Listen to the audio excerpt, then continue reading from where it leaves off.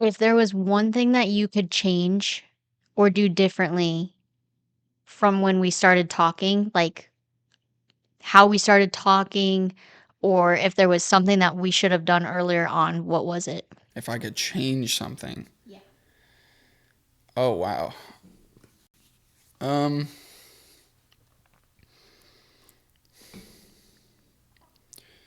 I feel like a lot of people would say, I wish I would have met you sooner so then we could be together longer. And We did, and we were. We did meet each other sooner. yeah, it was, I was a junior, you were a senior. Or no, I was a sophomore, you were a junior, right? When we started dating, Doesn't matter. you were a junior and I was a senior. Okay. Um, but I don't know if I can't, there's nothing that pops in my head that makes me think like I would change this or whatever. I literally can't think of anything. I think that's a good thing. Mine would be like, if I could change anything, it would have been more along the lines of like what we could have implemented in our relationship sooner to make it like less of a child relationship, more of an adult relationship. Does that make That sense? is honestly, the one thing that I could come up with was something along the lines of like in the beginning I was so much more emotional and so much more just up. I don't want to say upbeat because it's not like I'm not upbeat now. I just don't show it as much now. But originally I was like, I have to show that I'm affectionate and emotional, and now I'm just kind of like, yeah, You were more I'm good. expressive. Yeah. So part of me is like, I wish I was less expressive then, so it wasn't such a drastic change for you when I kind of just let it disappear a little bit.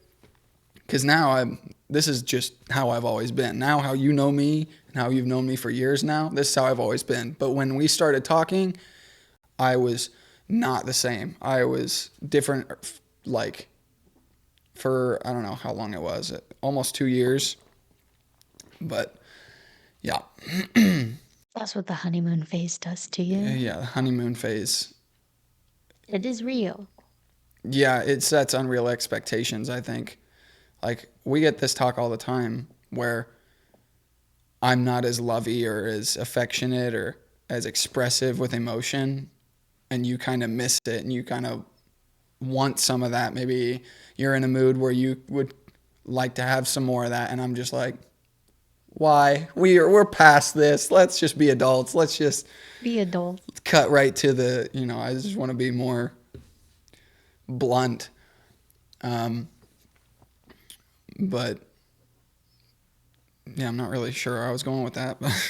No, I mean, I think it's important to kind of touch on the fact that there are struggles with losing the honeymoon phase, and I think that's a really important setup to, like, if people wanted to hear advice from people who have been in a relationship for 7 going on 8 years, that, like, it does change and you have to be able to adapt to the fluidity of knowing, like, who we were in the beginning at a core is the same, but who we were expressively has differed drastically year to year, and then from year 1 to year 7 is we're not recognizable when it comes to our emotional expression. And so I think kind of building on that, if we set up like 7 things for 7 years, like what are 7 things that kind of needed to hold true throughout our relationship? Why are we this far? And I think you would be the great person to start that by what's number 1? Like what did we run into first? What is what is the first thing that came to mind and why of what we needed to have to be this successful in our relationship? I feel like when you're in the beginning stages and you're so young, obviously the beginning stages they're different for what age you're at. We were literally in high school. We were teenagers. So the main thing I think was just a ton of insecurities and lack of trust, because it's like, I have no reason to believe that you will actually stay interested in me. That's literally how it felt being in high school. And especially, you're older than me. So me getting a girlfriend that was a year older, it was like, especially for me, just not going to happen. So then when I had the opportunity, I was like, there are so many other guys, especially like people who are in your grade, that I was like, the cooler kids or the popular kids or whatever. So I was like, they are the threat to me right now. So I would always just be very weary of them. And then I would like focus on, if you're looking at anybody, I'm just looking for reasons to justify my, I guess at the time they were insecurities, or justify my worries or anxious thoughts of you maybe wanting to move on or find something better. So I was just constantly trying to make sure that I wasn't falling too short. I think that was another big reason that I was trying to over express my thoughts, and I was a lot more affectionate, because it's like, I got a lot to compete with. That's what it felt like at the time anyway. I always think that's an interesting contrast because, like, girls don't see it the same way. So, one of the things that I struggled with understanding why the switch or why you thought that way in the first place, I think it just boiled down to the way we didn't see things the same. Like, the threats in my grade to you were guys that I wasn't looking for. I either had tried and it just didn't click, or I never thought to try with them because I just wasn't interested. And so, um, what really boiled down to, and the way I see it, and I think the way the podcast will like reveal, is systematically like we were very compatible and I wasn't compatible with the other guys. So it didn't matter objectively what they looked like or their social status or how cool they were, how many touchdowns they Right. had. That None of doesn't that define mattered. compatibility. Compatibility, when you're ready for the right person, compatibility is not like looks and status. It's very much like, who am I with this person and how do they make me feel? Do I feel like I need to put on a mask, or can I take my mask off and not be like I think that is why I never saw it as, and I never understood it as, why do you care what I'm doing or who I'm around? They didn't get my attention before you, they're not gonna get my attention after you. Like, so it was very different, but I had the same thoughts about girls. If I was like, "Oh my gosh, what if I'm not good enough?" And it was never you that made me feel that way. And I hope I never made you feel that way, because I think the other thing about starting young is you don't know who you are, let alone that person that you just started talking to. If I don't know myself that well, how can I, or if I don't know myself, trust myself, if I'm not firm enough in my own identity, I don't really know you. I don't know if you would like so and so. I don't know if you would rather have someone prettier, taller, anything that Yeah, I could think of. that's the other thing where it's like it comes into insecurities, because if you don't have that self confidence, or you don't even know really who you are, so to speak, how can I expect somebody else to like who I am? It's like, I don't even know if I do. So it's kind of, you don't really have a reason to believe that somebody else, especially somebody older than you, is willing to give you a chance and willing to get to know you a little more, because then when they get to know you and you spend some time with that person, then that's where the growth really happens, and that's where self-confidence can get built on both sides, and you can build that trust with people, and then realize that your insecurities are unreasonable sometimes, or maybe they can be fixed a lot easier than you think. Yeah, like you were saying, with just getting to know people and compatibility, I think it goes a lot more into like values, and you don't really know what people value and what their goals for in life are until you get to know them. So I feel like people a lot of times, especially nowadays, with like dating apps and social media and stuff, the short form content, our attention spans are gone, and which means our patience drops with it. So we'll see like a red flag and then just immediately be like, oh, I'm just not compatible with that person. But I think we need to give each other more time to really learn more about each other and then learn what our values are. Like this person may be like a great match, but nobody is a perfect match right off the bat. Like there is not a single couple who met and were just like, we already got it all figured out. We don't need to navigate our goals. We don't need to communicate our feelings. It's like we got it. Nobody has ever done that. There's no way. I think it's important also, like, with the red flags, there is a spectrum of red, Oh, and yeah. I think a lot of times, like you mentioned, things can be worked through that they may seem like a red flag, but it's a spectrum, so it's maybe, like, reddish orange can turn yellow, it can slide down the scale, and, um with that, I think people, especially as you mentioned, the drop in patience and the short form content, people are finding ways to be far more efficient. And I'm using that word laxly because efficiency typically means success in the end, like you're efficient to success. I think they're trying to do the fast track to success, but they miss the mark. They they got the speed down, like, oh, he didn't text me back after 15 minutes, red flag. It's like, that was maybe he was actually busy. People can have lives. But whatever the small thing is that they just kind of shrug off, they're now on to the next. It I just thought it allows the person that moment, if you just gave them that chance, it could have been, like you said, a good match. And we don't have the patience. They're trying to be efficient, but with that, I think we're dropping in quality. And a lot of people are struggling on dating apps. A lot of my friends have asked me about it, and we are blessed. We didn't find each other on a dating app. We didn't have to go through that. I hope I never do have to go through that.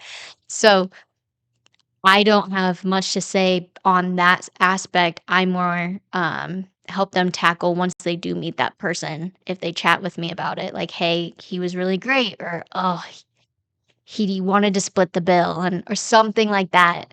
And it's like, okay, well, maybe there's a reason for that. Maybe, maybe he's been wronged before. Maybe, just get to know him. I mean, don't go on a second date if a guy's treats you like absolute trash. That's not what I'm saying, but I completely agree with we're swiping so fast, and there needs to be a little bit of an establishment of, "This is who I am beyond a 30 character bio." Like, "This is who I am. These are my goals. This is what I want in a partner." And if you meet a few of those, hey, you know what? Let's see where else this can go. Don't change who you are, but at least lower your guard to try to get more out of that person before you just shut them out. Yeah, I think, and not to turn this into like a dating app podcast or anything, and not to like shame anybody who is on dating apps because we know plenty of people who have made it work through dating apps. But anyways, I feel like when you can spend 20 minutes on, say, I know Tinder, and I think that's about it. That's all that I really know about. You can spend 20 minutes and swiping whichever way to, let's say, reject somebody or whatever, and just be like, nope, nope, nope. You can spend 20 minutes and go through 100 people. And not only did you just basically declare that 100 people are not good enough for you, or they don't match, they don't fit for you, I think along with that comes a sense of hopelessness, or kind of like there's really that many people, because then you believe it. It's like you just deny all these people that if you got to know them a little bit, you might realize that you have a lot in common, or that you are a good fit, or you can have some interesting conversations. And I think there comes a sense of hopelessness because you're kind of like, this many people really, like, is there anybody that's how it's going to be so hard to find the person that's right for me? And that's where I was saying it really is a negative factor to have if you just have it in your mind that you're going to find the person immediately with all the things that suit your needs. And I think that's another big thing. The way I worded that right there was, you can't be looking for somebody just to suit your needs, because that, first of all, if you find somebody like that, your relationship is not going to last very long, because you found this person who is going to fit maybe most of your needs right out the gate. But if you're not worried about suiting their needs and having that relationship, that bond, then I don't think you're really going to go anywhere. So it really boils down to like the important things, like we were talking about before this, values. You might find somebody that you don't really click with right off the bat. Maybe give them a little more time, get to know each other more, and find out that it's working, and you want to take it farther. And then you find out, let's say they don't want children and you do, or they want to move across the country eventually and you don't, or stuff like that. The really core values that I think are very important, and like we were saying earlier, go into compatibility more than just your hair color, your weight, how tall are you. That's a big one, especially for women to men. How tall is he? If he's not 6 foot, I don't want it. It's like, you are really, He's not 6 foot. He's 5'3". right. If you I've are seen so many really people like that. filtering, yeah. So it's like, you gotta be a little more open to,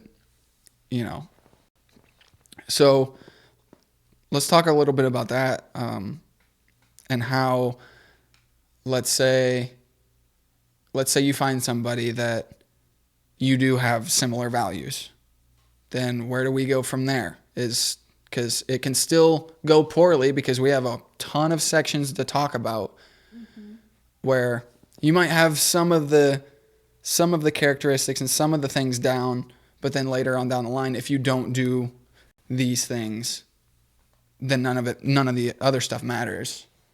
And then I guess before we go into a more detailed section of that, like, how soon would you say that the compatibility value needs to be established? Like, obviously there needs to be chemistry of some sort. I This could be a hot take, but you have to have some sort of chemistry. It doesn't even have to be like objective, looking at this person, there's attraction. D- You you can have chemistry with someone with your cadence. We really seem to pick up conversations well, and maybe he wasn't exactly my type objectively, but nobody's ever gotten me to laugh like that. No one's ever made me feel so hard like that. Like, chemistry goes beyond physical appearance, in my opinion. So, how soon would you say, I'm not looking for like an exact date, hour, minute, whatever, would that need to be established for you to move on to, let's say, the next phase of like more than just seeing someone being like, oh, he's cute. Oh, we have something in common. I think I wanna hang out with them.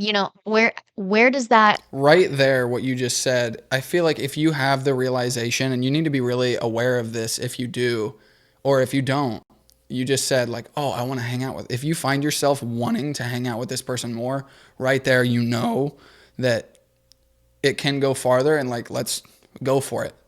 I think you need to be careful on how quick you go forward, because then it's like, if you jump straight into, do you want to have kids or not? Or do you want Yeah. to move across the country with me, or stuff Yeesh. like that? That's where it's like, okay, men in particular, let's slow down a little.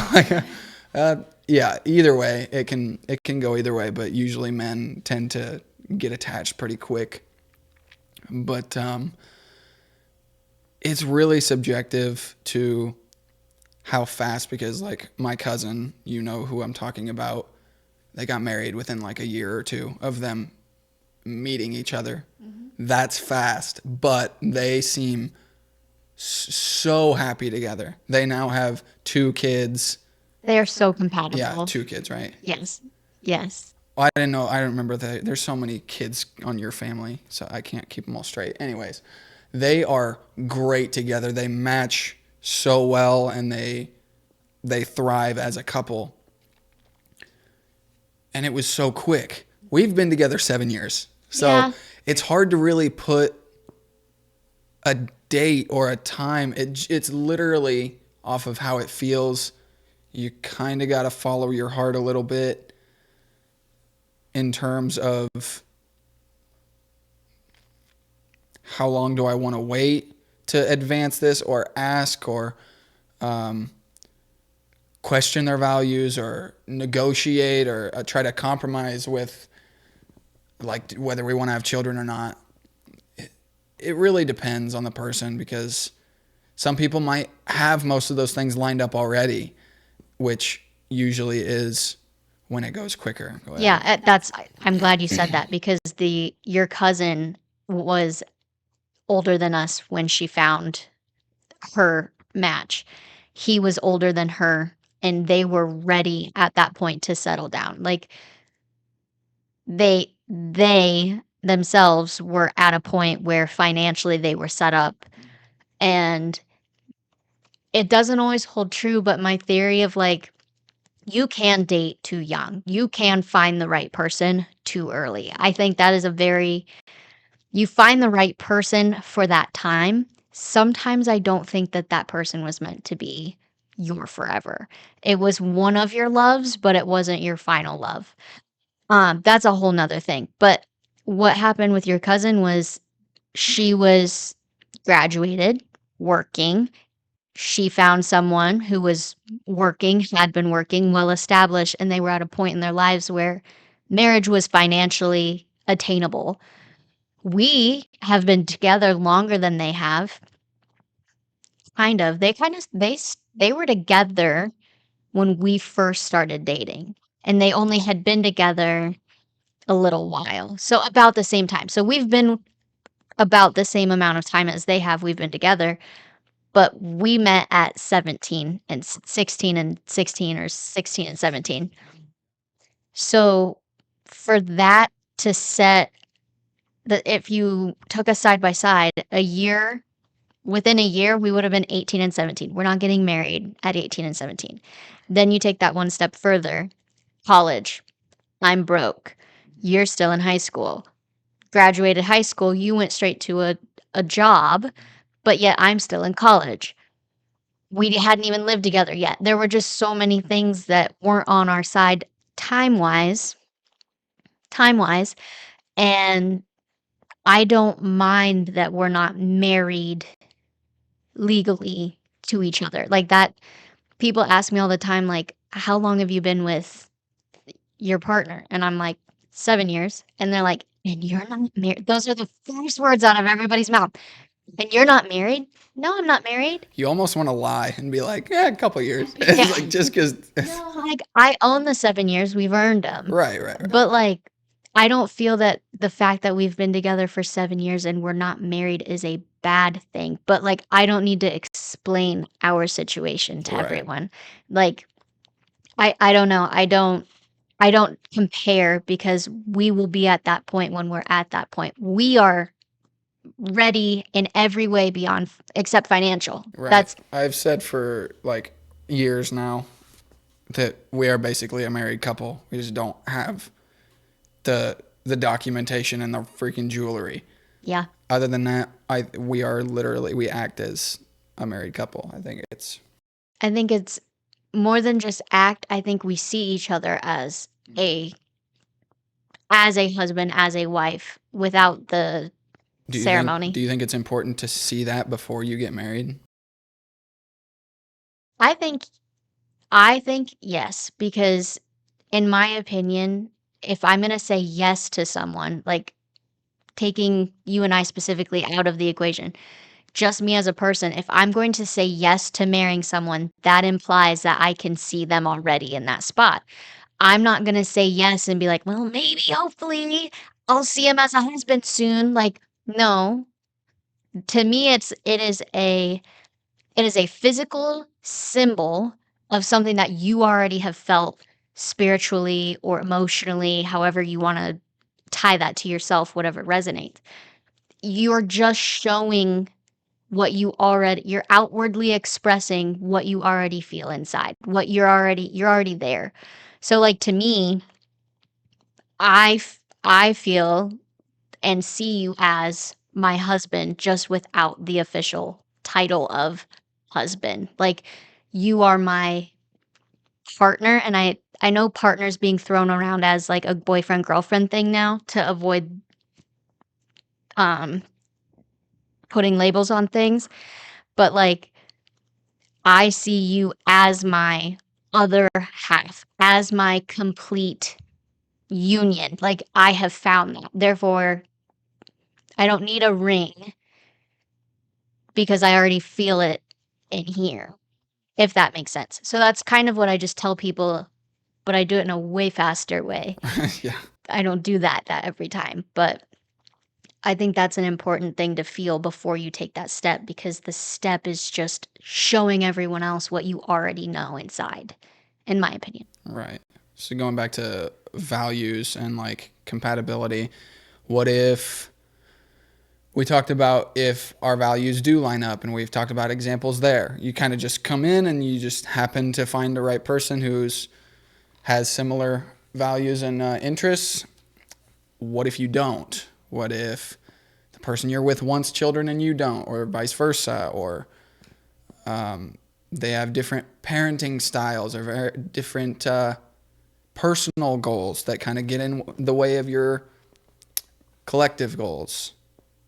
Then each of those I think could fit into a different category, but collectively, if that many boxes are left unchecked when it comes to the value category, but let's say you do have like chemistry in a way, friendship, they should be a friend. If you don't see them having the life, like if it wasn't possible for us to have the same life with each other as we would without, then that person is technically not a complement to your life. And in the completeness of a unification, marriage, you need to be with someone who accelerates you to those goals, obtains those goals, not meeting every single one. Some things can change. But like if I want to be a mother, if you do not wish to be a father, then we should not be married. It really can be that black and white. Do you think it should be that quick though of a decision? Like, oh, you don't want to be a father? See you later. Like That's a that gamble. seems a bit premature. It's a gamble because here we'll use us as an example. Pretend that you want to be a dad and I do not want kids. I don't even want to adopt. I don't want kids. And I told you that from the start. We're 7 years in. Kids are in the picture in the very near future. Like 5 years. We'll have a kid in 5 years. I still have not changed my mind. You now only have 5 years Right. instead of what have those 7 gotten you?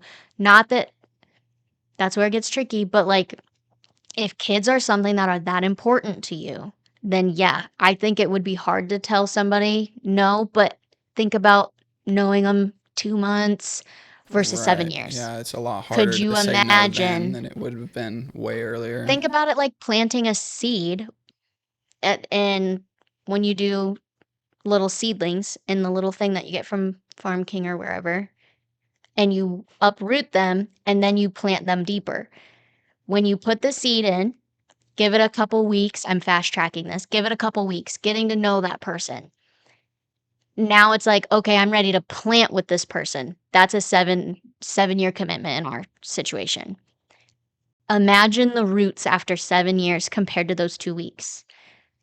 Pulling roots hurts the plant, it kills the plant. Can you imagine if I uprooted and just ripped something out from under you at this point in our lives together and you had to start fresh where you could have just avoided it?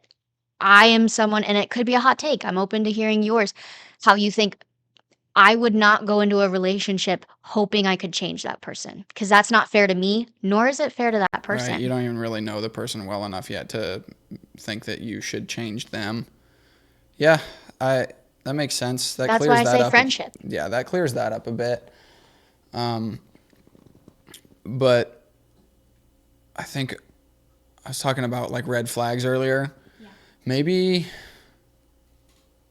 maybe the red flags apply more to the people who have been in a longer relationship, or they're not even really red flags at that point, honestly, because like you were saying, it's harder to like uproot the tree after it's way older. um I feel like you'll hear about these people who have been in, 5, 6, 7 year relationships, and then they're like, they did this one thing and I didn't really like it, or they'll just throw away 5 years over something that, like, maybe let's take a little bit more time, give a little bit more effort to that, because that is such a huge chunk of your life that you just pissed away just because of something that maybe you could have, maybe you could have communicated a little better or communicated a little more. But I do understand that does make sense about kind of just ripping the band-aid off. So yeah, that makes more sense. I would I just think about it like, what advice would I give my kid? If my kid came to me and was like, "I really like this girl. She doesn't wanna have kids." Be like, "Well, then she'll be a good friend." She'll be a good friend. That means that person isn't right for you. I'm one of those where life the life that you're gifted should not be wasted on trying to change somebody else. I wouldn't want to have started a relationship with you if you didn't want kids, for example. That's a big one for me. Now, if it's parenting style or something that's like that, not even like I'm not saying I could change you, but you could change my mind. You don't If need to that's really something change. that's more flexible with communication. And that is another like section that I think we can transition into is communication and compromise once you get past those compatibility values. I think we definitely touched on that. With those, the things that can be moved or changed, and at what point does communication and compromise like that comes up? And I think it's pretty quick. My answer is you need to be able to communicate with that person because you think about it, you're building a foundation.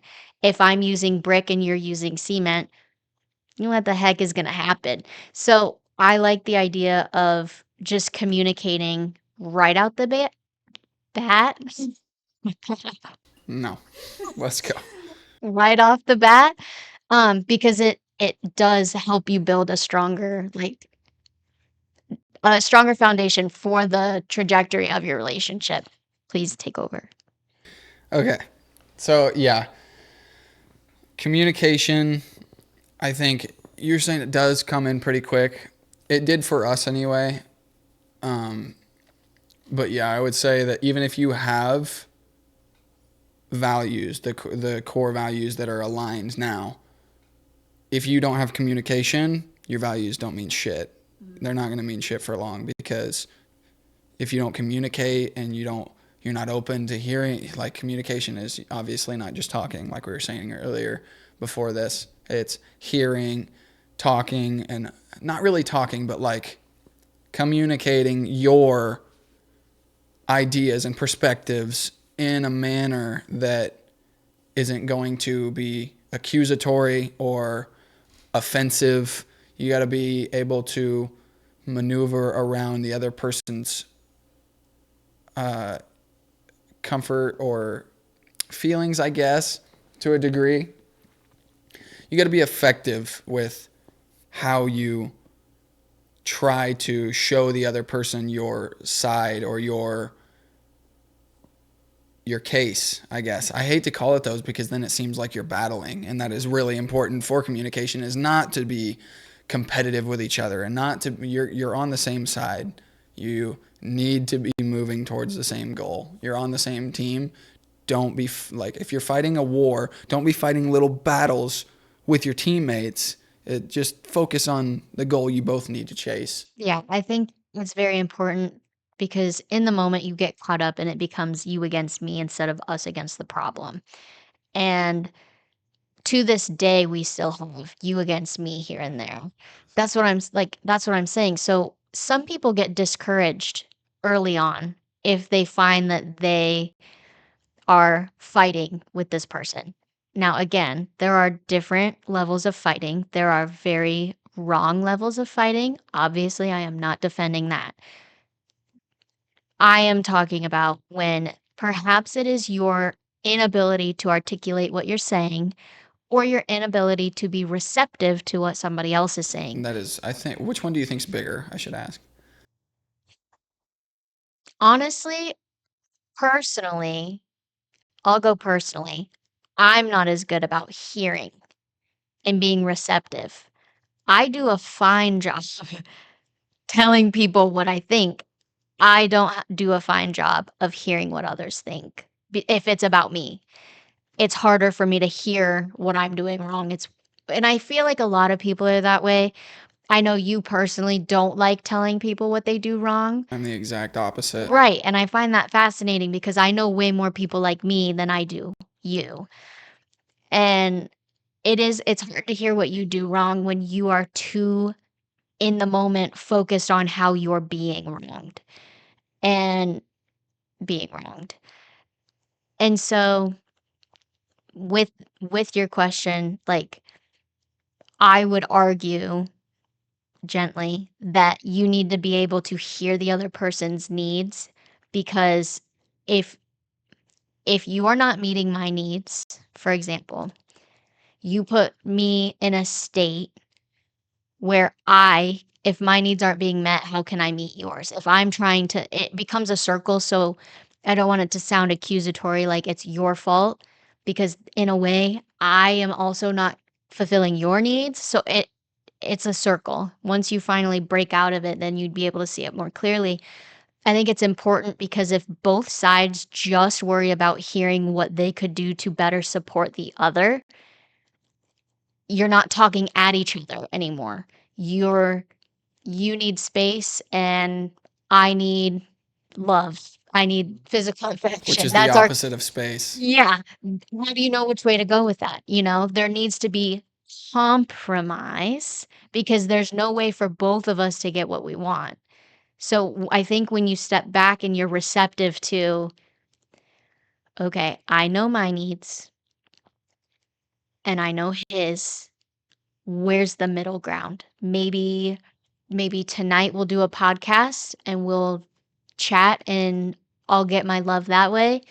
Tomorrow he can stream and I'll let him stay in his room and I won't bother You'll him. let him. No, like in my head, like I don't mean let, yeah, but like I won't bother him. I will make myself not go in there, like, 'cause it's hard sometimes. And as I'm sure you know from the opposite side of it, like you'd want to be alone but you know that I'm in the other room just kind of bored and, like, just sitting there like, "Man, I really wish my friend was out here so I could play," something like that, like, so I think you have to be receptive and be willing to hear and communicate your needs in an effective way. I agree.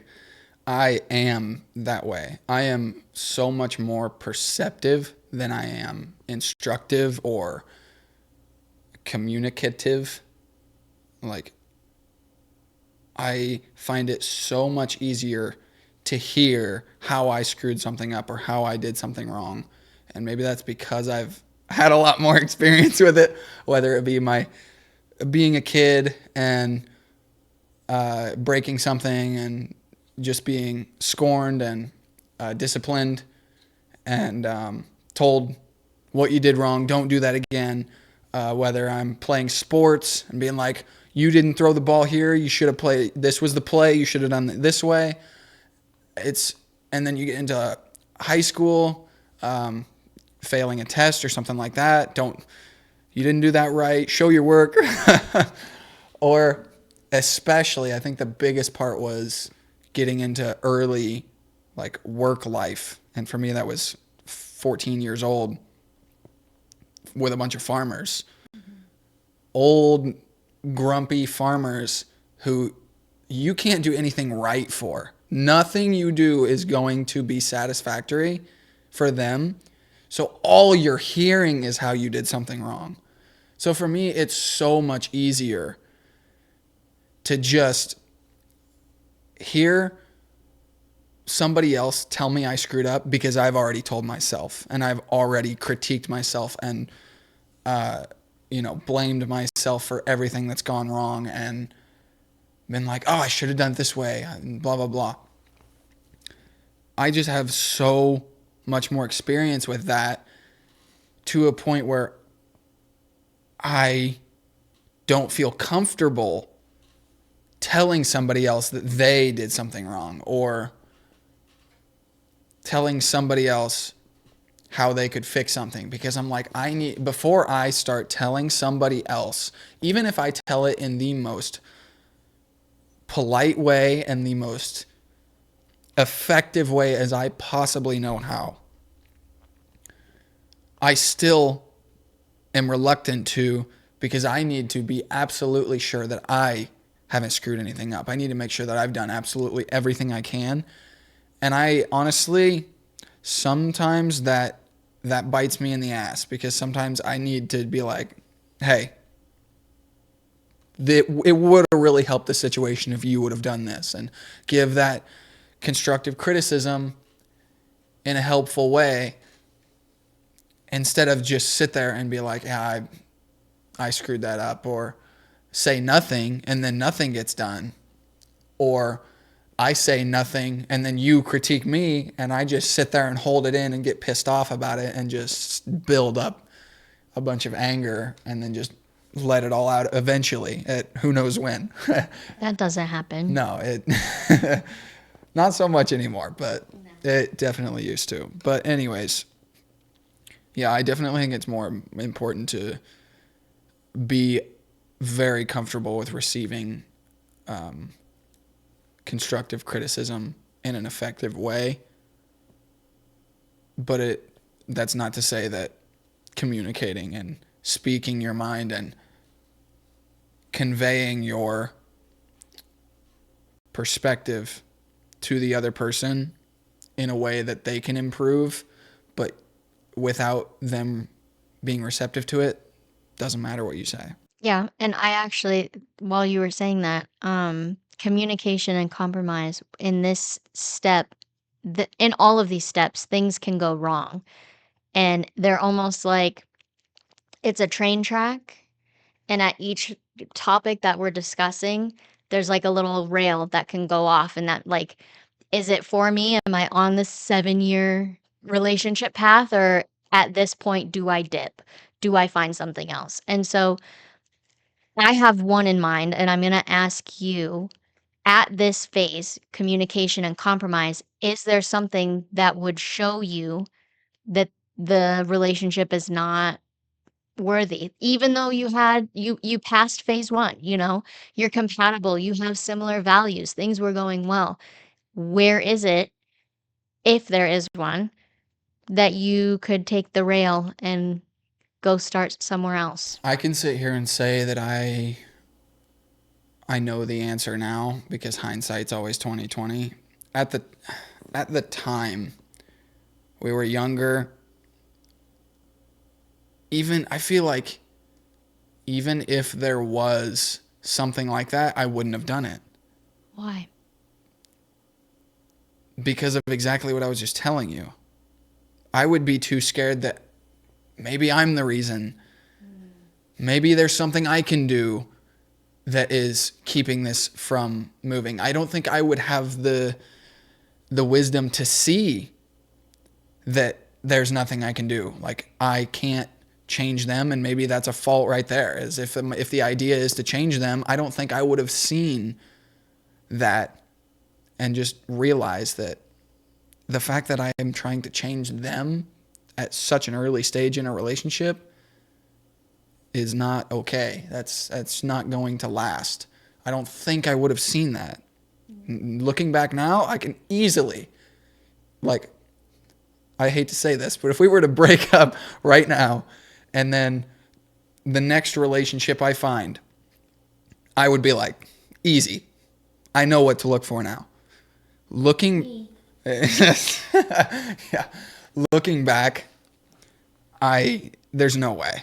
I wouldn't have been able to diagnose it and put a label on it and be like, yeah, I see where this is leading. I don't think so.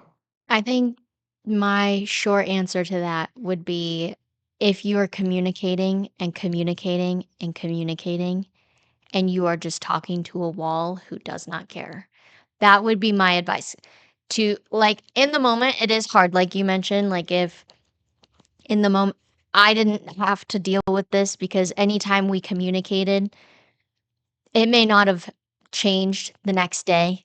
It might have taken a few conversations, which is another, like, compromise, patience, which we'll get to. Understanding that when you ask for it's not the person to change, because that's important. If it's a complete personality shift that you're wanting, you're with the wrong person. It's more along the lines of, "Hey, these are my needs," and we can use our own examples like space. You wanted space.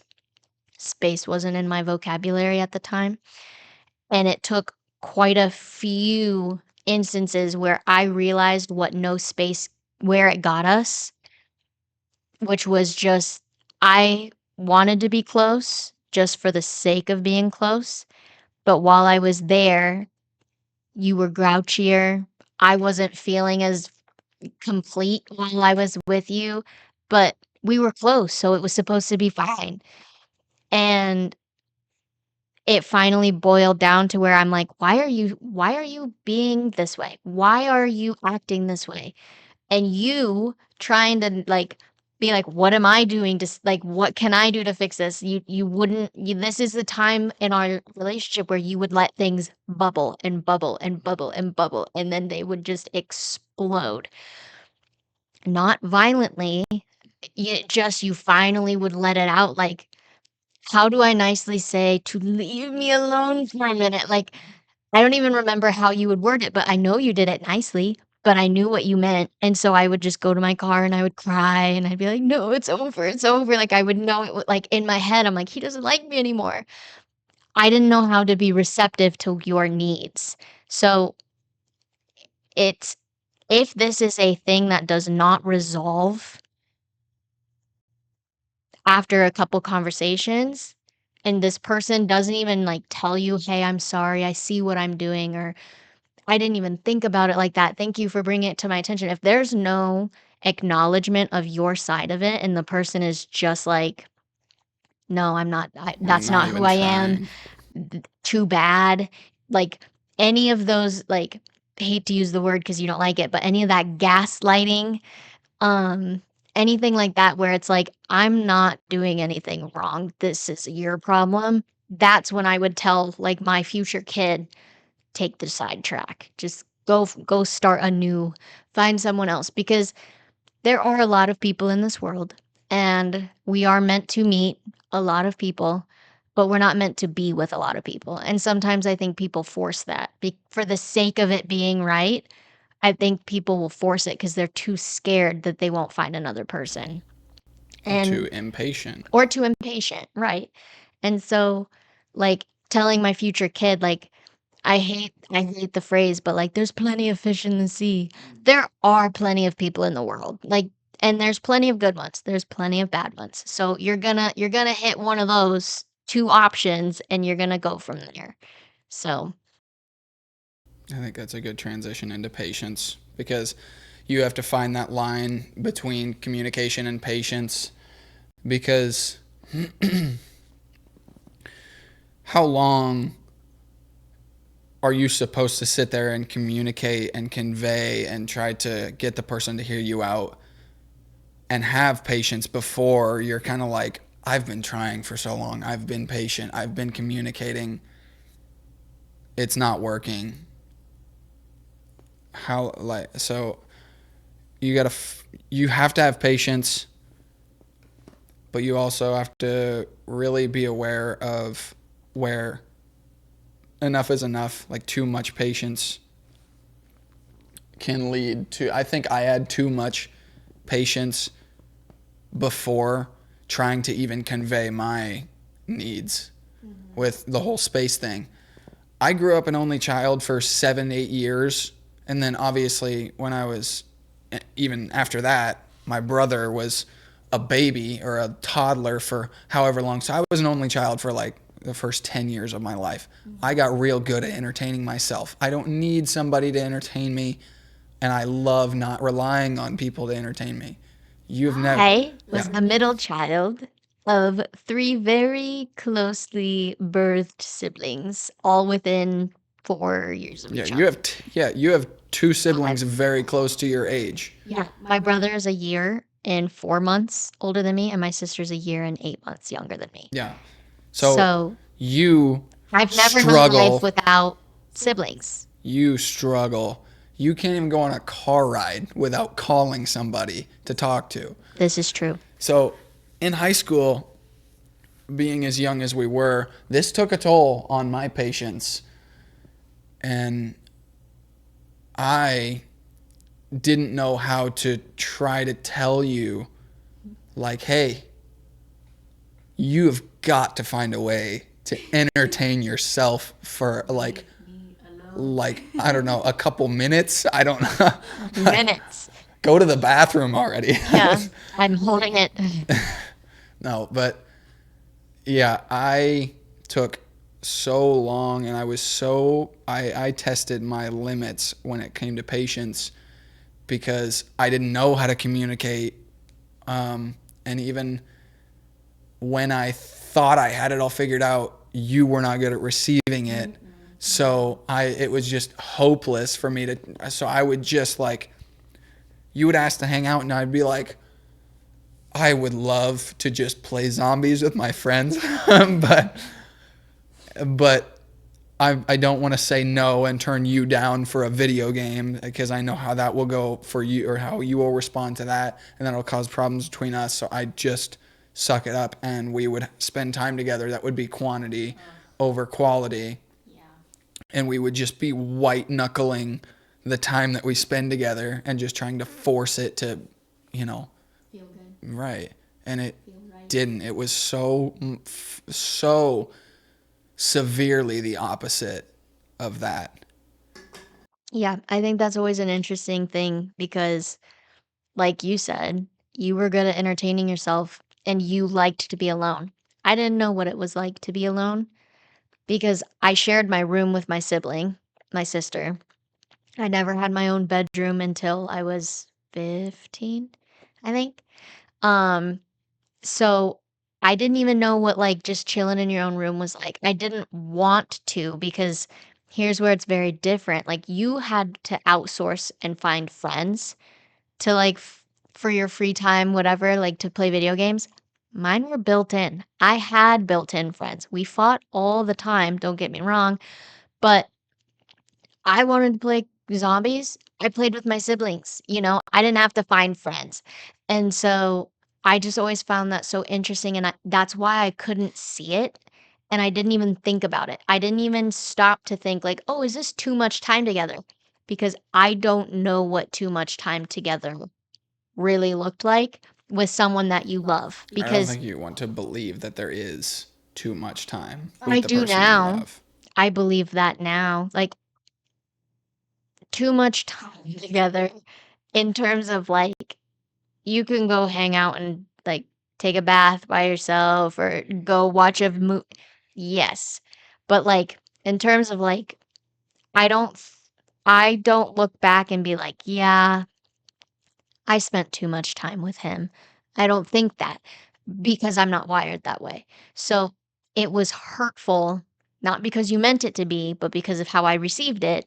It was hurtful to know like I don't need to hang out with you every freaking Friday, Saturday, Sunday. Like we can go I see you at school. We have lunch together. Like when you look back, like I do. Sorry, my nose itches. When you look back, we saw each other in the mornings. You would come to my locker. We saw each other every break between classes because you would come to my locker. We had lunch together every day. And then you would see me more throughout the day because you would come to my locker. So that was already enough time. If it was a basketball game, you'd come to my basketball game. You would ride home with me. there's plenty of time, like, that's just the week. So, like, I don't know, looking back, how I didn't understand that that was plenty of time to hang out. Hindsight's always 2020. I also think it was because it was so new, like, hanging out with you, I don't do drugs and I don't condone it, but hanging out with you was, like, the closest high I had ever gotten. Like like, it was like nothing I had ever experienced before. Just hanging out with you, like, laughing, talking, watching you play a video game, whatever we were doing. Um, so I didn't understand the space category until late. I was a late bloomer in the space section. I think, especially for younger relationships, when you're at that age, or I guess at any age, technically. I mean, as an adult, you do develop the trust and like loyalty skills. But let's say we were in high school, we were young, we didn't have a reason to kind of trust each other. It sounds wrong, but it felt weird to give somebody some space. You didn't want that space, not only because it felt new and you wanted to be with the person anyway, but even when, let's say, you need space, you're still having that space, but worried about what they're doing with With that that space. space? Yeah, it's like, are they cheating on me? Are they talking to other guys? Are they texting other guys? Like, you can't entertain yourself. Are you texting other people right now? Like, Probably, but yeah, you not just not what you think. Probably texting my mom. you you have trouble entertaining yourself. I'm getting my space. You want somebody to talk to. Are you looking for somebody else to talk to? Because I won't give it to you right now. It is a fair So thought, yeah, and that but was just, that's the teenage relationship boy mind that's like making all sorts of scenarios as to what the woman is doing, or the reasons that he should feel like anxious, or what, I wonder what she's thinking right now. She's probably thinking that I'm an idiot, or that I'm like, I need to do more push-ups because I look small, or it's just all sorts of little insecurities. So when you're that young, I feel like it's hard to have that kind of trust with the space when you get it. So I think that's another reason why we don't want to, we just kind of, there's also so much to learn about the people when you're that early. It's like, I don't even know you yet. Why do I need space? Let's fucking hang out all the time. yeah. Let's, I think subconsciously giving space is relinquishing control. Like, yeah. when you're with me, this is gonna sound psychotic, but I wasn't thinking like this in the moment, but, like, when I was with you, you weren't on your phone. You weren't like, I knew what you were doing, and as you knew what I was doing. Like, "Oh, she's not on her phone. There's no way she's texting other guys right now," because, like, it's subconsciously it's a sense of control, and with control comes comfort, whether we like to admit it or not.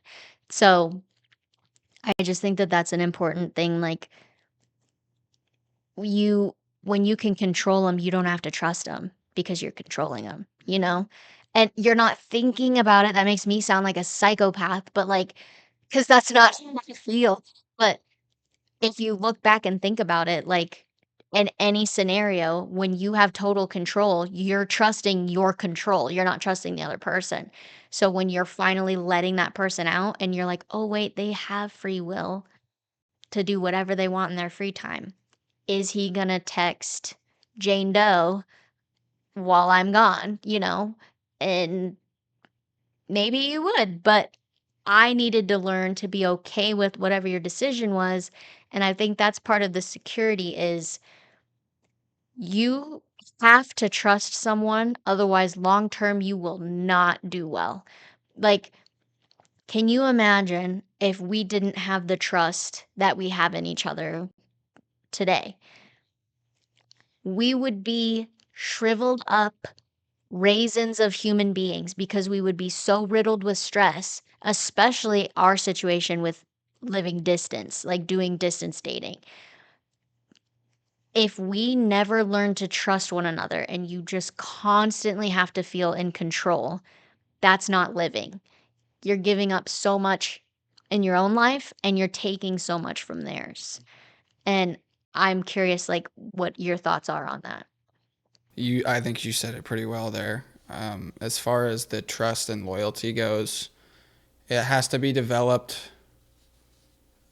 And in our case, if space is something you need, that is something that sounds annoying and like a problem at the time. But now I think it was trying to get space and working around the fact that you didn't want it and I did. I think that was a way to build trust when we were having the space, because we didn't know it at the time, but then we ended up doing distance, which I never thought we would do. And Has nothing but space. yeah, it's not, that's not space, that is distance. There's a huge difference.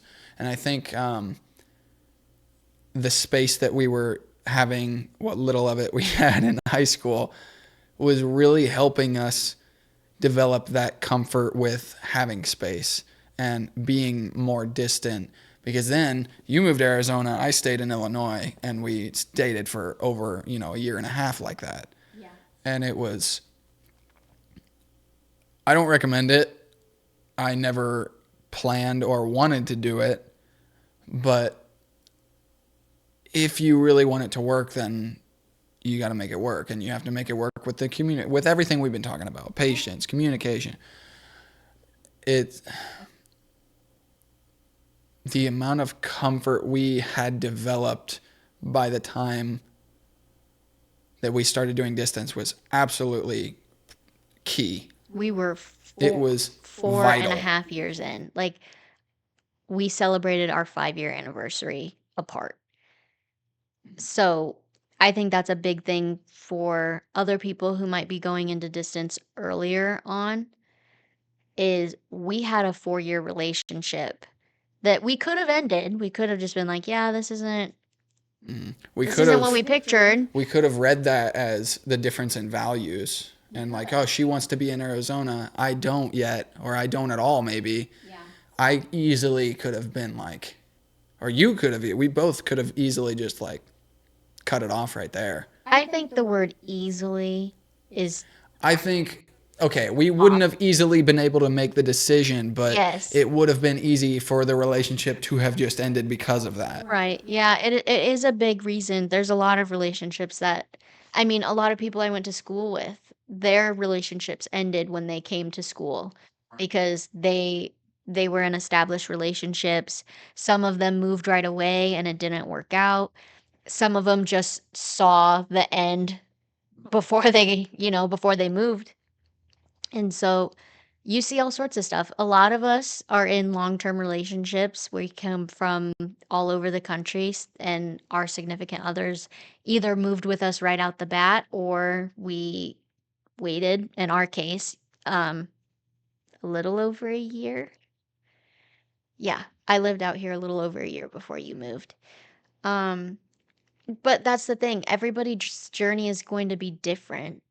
And I think comparison is really, really hard to avoid, but it's really important to avoid when you're in a relationship, because what works for us will not work for other people. What works for other people will not work for us. And I think understanding that and giving yourself grace is important. So, one of the biggest things about a relationship is, yeah, here's some 7 pillars that you should kind of make sure that you have.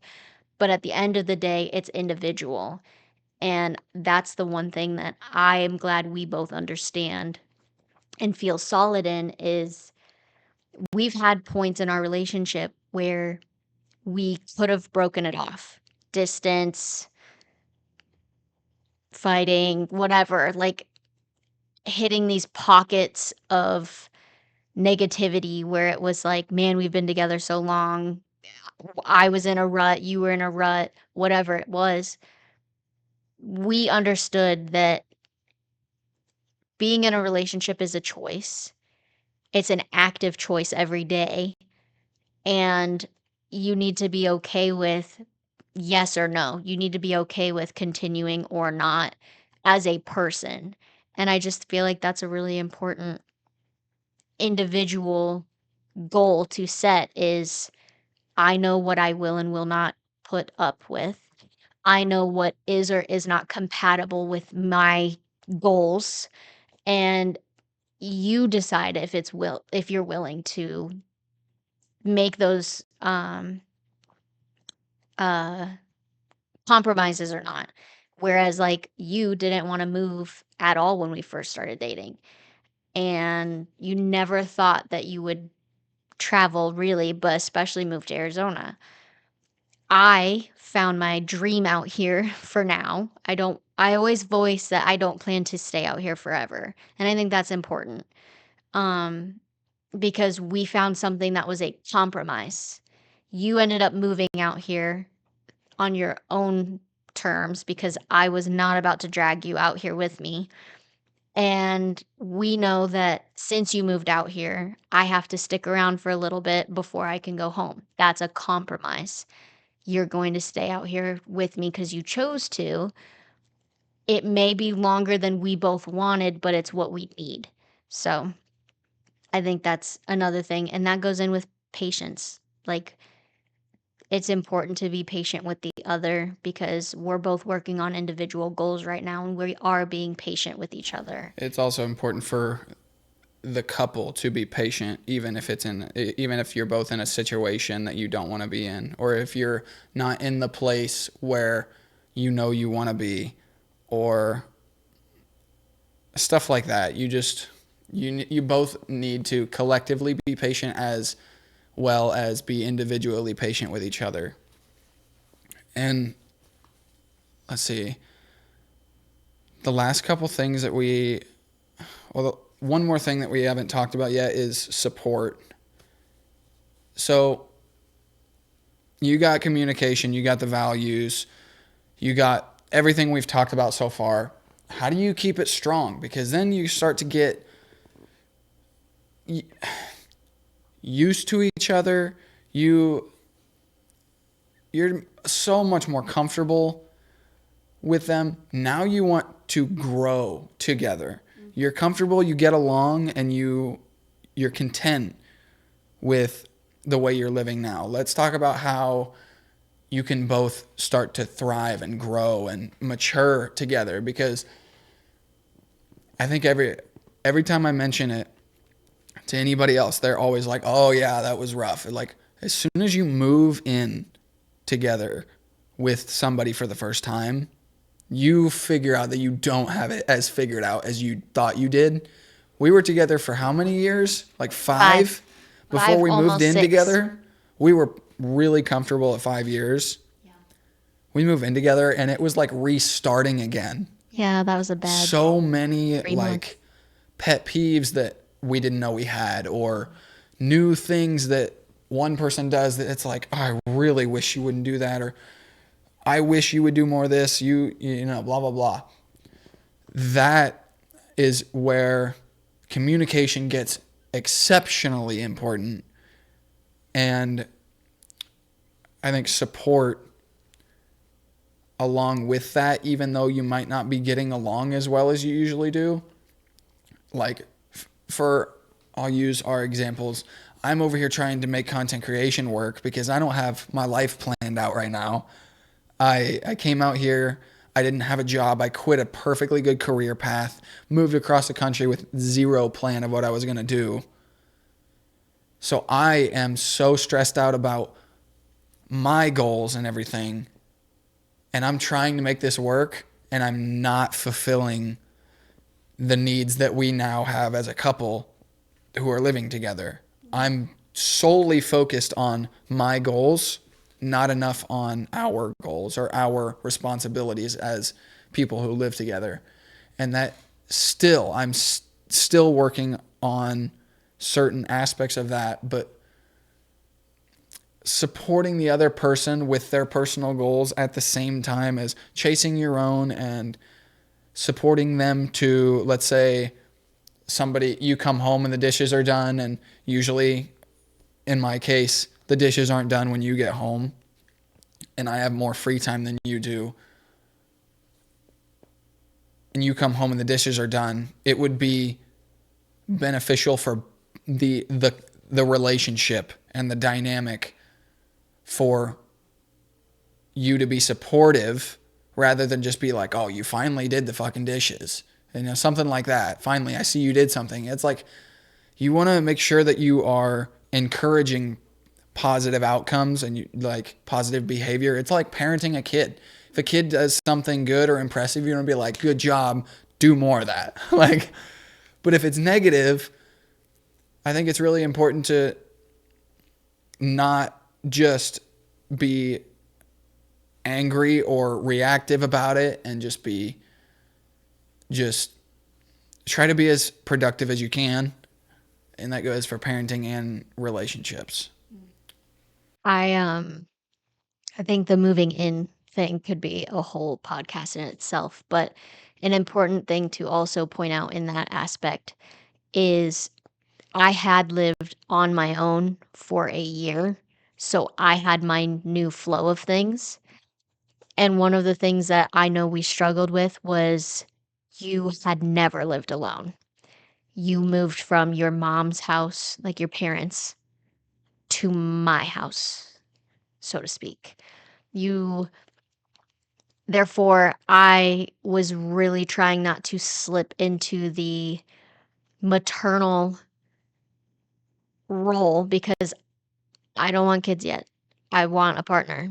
So I was already stressed with school, so I did have a hard time separating your lack of experiencing what living alone was, and I just expected you to have the same standard of living that I did, which that is my own fault because you don't know what's in my mind. You don't know how I like my towels folded. You don't know how I do things here because you hadn't lived here yet. And so we now have found our own flow that is much more efficient instead of trying to just teach you everything I did, which was exhausting. We taught each other what worked for us, not just me. And like you had asked earlier, when you're talking about building, how do you grow together? I think it is super important that you grow individually so you're stronger together. That goes into my theory of dating too soon. If you only grow together, you don't know how to stand on your own 2 feet. And I didn't want you to come out here when I did because I wanted to avoid us growing only together. I want to be a strong person and a pillar on my own, and I would like my other half to be the same as you have become. Like, I'm not saying I would like, it'd be nice if you could. No, my goal with that and my intention was I want to be able to be strong, but have someone who is also strong. So when we falter, when we need something to lean on, we're not one tree that's now going to bend, like because the other half, we are solid. I almost think of it as it doesn't happen, but like if one tree and another tree like grow together and then just intertwine. So they're stronger that way. Whereas if you just have one single tree, you can chop that right down. I know the analogy doesn't totally stand, but that's what I see in No, my it's mind is how wire rope works. I was a crane tech, so little strands of just metal wire, steel wire. I can break one of those in my hand and fold those and bend them, whatever. You put 40 of them together and intertwine them and get them all compressed together. You can lift vehicles with those things. You can lift tons with those. that's what I want. Right. That's what I want my marriage and that to be. That's my intention. But I think in trees and plants because I like plants. So there's this quote that I found from a Stoicism book that your brother actually let me borrow. I am so glad that I literally copied this entire book into a Google Doc and then wrote my thoughts on every single quote about it. I found this quote by Rufus, and it says, in marriage, there must be complete companionship and concert for each other on the part of both husband and wife, in health and in sickness and at all times, because they entered upon the marriage for this reason as well, to produce offspring. When such caring for one another is perfect and the married couple provides it for one another, and each strives to outdo the other, then this marriage is ought to be and deserving of emulation, since it is a noble union. But when one partner looks to his own interests alone and neglects the others, or the other is so minded that he loves in the same house but keeps his mind on what is outside of it, and does not wish to pull together with his partner or to cooperate, then inevitably the union is destroyed. And although they live together, their common interests fare badly, and either they finally get divorced from one another, or they continue on an existence that is worse than loneliness. I absolutely loved that. I thought that was so fitting for what we're talking about, and I just love stoicism and stuff like that. But it's so true and so accurate. I think it's interesting because you can think of people to fit both examples and you can apply. That's one thing that I like about the Stoic quotes that you bring to the table is they are so applicable. You can hear it and it resonates differently with everyone in terms of like their own subjective examples of it, but the truth remains the same and the gist of the quote holds true amongst everyone who reads it. And I think it's really interesting that you brought that up for this podcast because it is essentially able to grasp what we've said. And how long have we been talking? Hour and 23 minutes. In an hour and 23 minutes, that one single quote applied to so many things that we've talked about. Now, I will say we've done a good job adding details and examples and stuff, but to be able to put words to that in such a compact, effective way, I wish I could write quotes like the Stoics. That's why I love reading them so much, and I want to do stuff like this, like of my own, and to be somebody that comes up with those is a whole nother thing. But Yeah. I could easily get sidetracked in stoicism right now, but Yeah, I love it. I love think those quotes. with that, we have the thoughts often. We just don't know how to articulate the wording to be so compressed, so exact. Because without reading that quote, I've thought those things. I just haven't said it as well as that.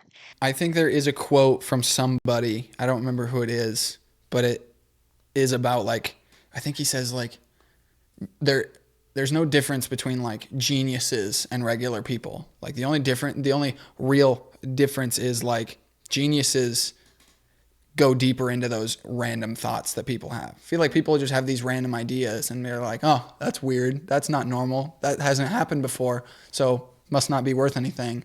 Geniuses or stoics or deep thinkers are the ones that are like, "Where could I take that idea? That is random. That's weird. I've never heard of that before. What can I do with that?" And then that's how we discover new things.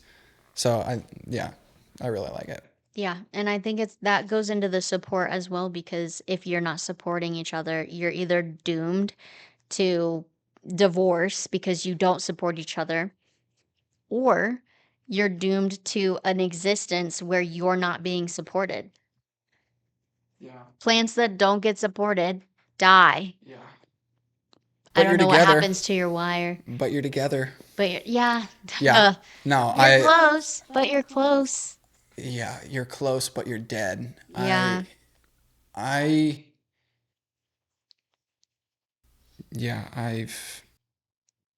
seen too many marriages that are that. I hear so many people talk about how I'll never get a divorce. For the sake of not. Yeah, just for the sake of not. And then they spend their life miserably. Yeah. But they didn't get a divorce. Yeah. I think the people you're probably referring to are not the same as like from mine. A lot of people that I know that will not get divorced, they do the proactive let's work on it kind of thing because it's rooted in like biblical union Right. of marriage. Divorce, when it depends on who you ask, but divorce is typically like not an option. Right. But with that comes, let's grow closer together. Let's fix our marriage. I'm trying not to make this too religious. Um, growing closer to each other, to the creator through that, like they work on their marriage. That's usually how people who use, well, I'm not getting divorced because you're not supposed to get divorced, they actually act on it. But then you'll have people who either use the Bible, for example, to back up, like, well, I'm not getting divorced because you're not supposed to, but they do nothing about it. Yeah, I'm not going to get divorced, but I'm also not going to work on anything either. Right. So then they stay stagnant. Or then you just have the people who don't want to be divorced because one, this is just sound very wrong, but they they don't want to lose that extra income that they have. They don't want the struggle of being alone when it comes to finances, or I don't want to start over. Like, who said when you divorce you have to start over? You could totally, like, you and technically you would be one of those people where you're fine hanging out by yourself. You can entertain yourself. You wouldn't need another person depending on when you got divorced, but obviously not going to happen.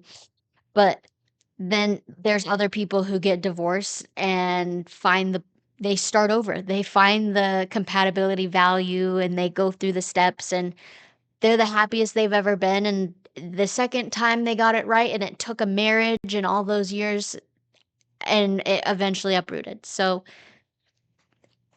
it kind of just depends on the people and it depends on the situation. But I think the last one is a good one, and I think we're nearing the end of. It's a great one to end on. So, we've been dating for 30 years. We're well past the honeymoon phase. We're done with all the winning each other over and the new butterflies and the flowers every month and stuff like that. We're getting kind of bored of the relationship, so to speak. I mean, to put it bluntly, we even if we don't want it to be that, we're not the same. The relationship isn't the same as it once was. How do we keep it fresh? How do we keep it exciting? How do we keep it so where we want to keep being a couple? Not so much to where like what's going to stop me from wanting to end this relationship, but what's going to make it feel more lively? And I mean, what we talked about before this was just keep dating. Never stop dating. Yeah. So, I mean, it may sound, you got to have like an open mind and like a positive mentality about it too. You can't just be like, oh, we're 55 years old. We can't, or we don't go on dates anymore. That's stupid. It's like, you don't have to call it anything. If you're hard headed and, you're too tough for dating when you're older, just go out to eat, just the two of you, and have a conversation. That's not dating. Call it what you want. I don't care. Just do things that keep it exciting, keep it adventurous, keep it young. Just keep dating.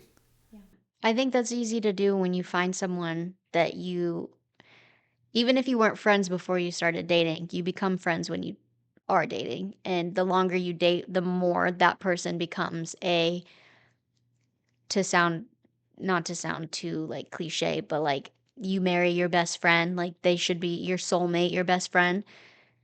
I think if you don't get close to that status, then it's going to be harder to keep dating because when you're with someone who you can laugh with, when life gets hard, they know you, they know your quirks, they know how to support you, they know your needs. And that's what friends really do, is like when you're younger and let's say you got your heart broke, or let's say something happened before me, like before a girlfriend or boyfriend or whatever's in the picture, you call and talk to your friends often. Mine was my sister, but she's my friend. But you call and you want to seek the guidance from your friends. You want them, they know how to make you feel better. Like the typical, like, she broke up with me, let's go. Like, I'm gonna go be with my friends. They have guys' night, like there's a reason that that resonates with so many people. It's our nature to want to reach out to those type of people. They know how to make you feel better. They've seen your ups, they've seen your downs. Who better to come to than the person that has seen you completely just authentic you? They've seen what you're like to live with. They've seen you when you're sick. They've seen you when you're healthy. They've seen you when you cry through loss. Like, this person's seen all of you. And if you can laugh with them throughout life, it's going to be really easy to keep dating them. And that's why when I mentioned step one being like compatibility and values and personality being everything, like, yes, there has to be some level of attraction, but looks fade.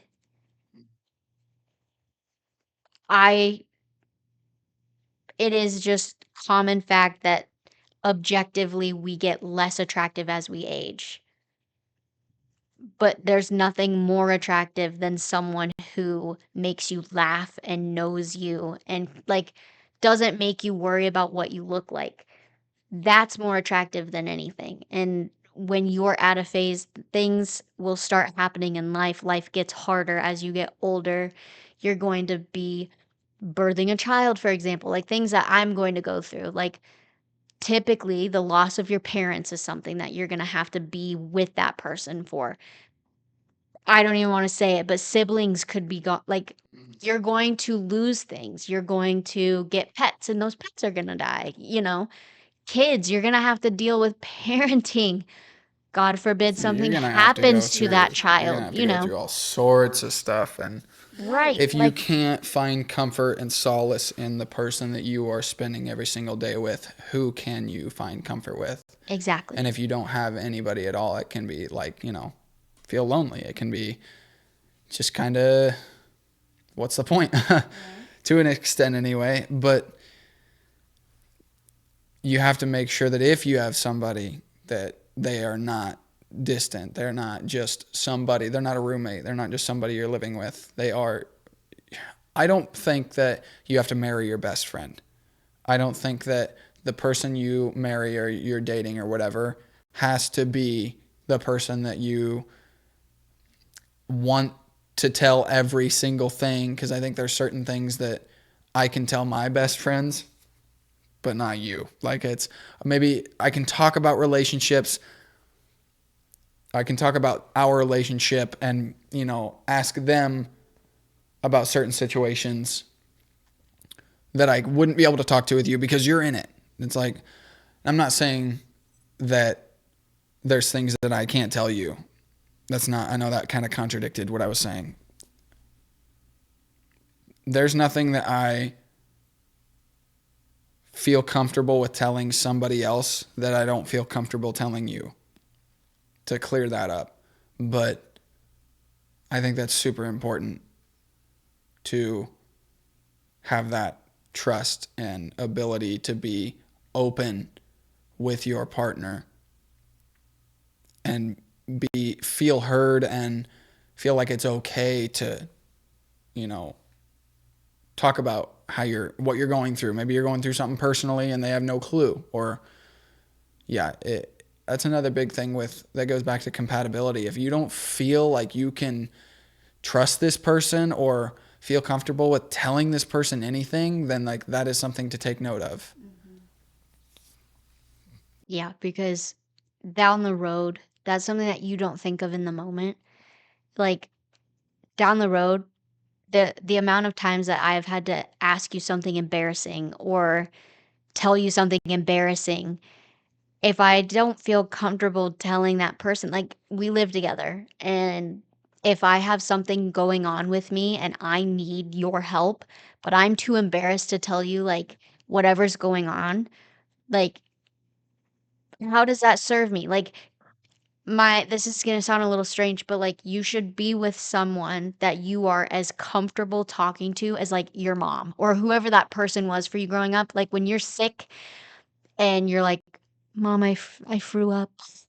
Like I should be comfortable to come to you like I'm thrown up. Like, or whatever it is. Like the amount of times when we were younger, like you I know it's typical to like be nervous to like burp or fart in front of someone when you first start dating them, whatever. But if that feeling never goes away, that's a flag that you should probably pay attention to because there may be a time that you need to, you're going to get sick and you can't just hold that stuff in, or you need to be comfortable with that person in all areas of your life, embarrassing and not. Like, so I just feel like that's important. And with moving in, with having like getting married, having kids, all these things, like it's very easy to do it with someone that you're comfortable with.